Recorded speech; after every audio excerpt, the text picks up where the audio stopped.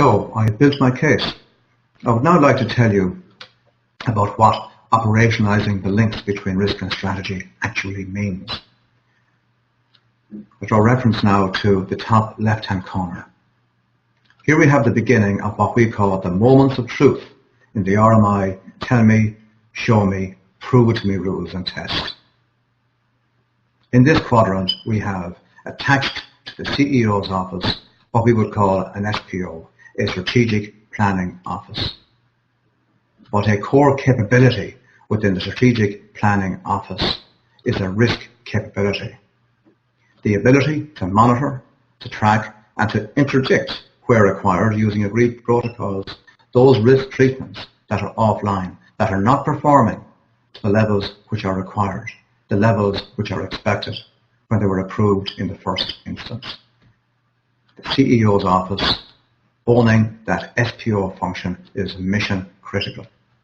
The top right-hand quadrant is where the non-executive directors and the chief officers within an organization engage on matters as important as the long-term purpose, the strategic plan, the strategic initiatives, the critical objectives underpinning those initiatives, the production of risk appetite statements that clearly and simply describe our appetite for the risks which exist to critical objectives, the approval of risk appetite statements, and then most importantly, the communication of those risk appetite statements to the key constituents within the entirety of the organization.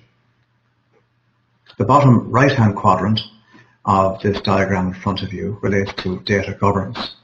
Now, clearly it requires a database solution, but that database solution needs to be aligned with ISO 31000, the new global standard. If it's not, it's akin to having an accounts package which is not, for example, aligned with global accounting practices. But you know, the database solution is really not what's important here. What's important here is what's gone before in the slide.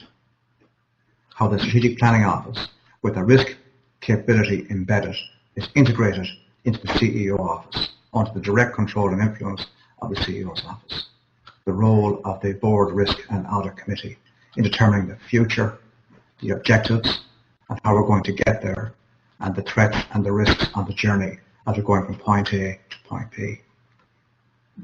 Risk data being maintained at a level of rigor and consistency, consistent with that which we apply to accounting information. Moving on then to the bottom left-hand corner, we're talking here about proving and testing.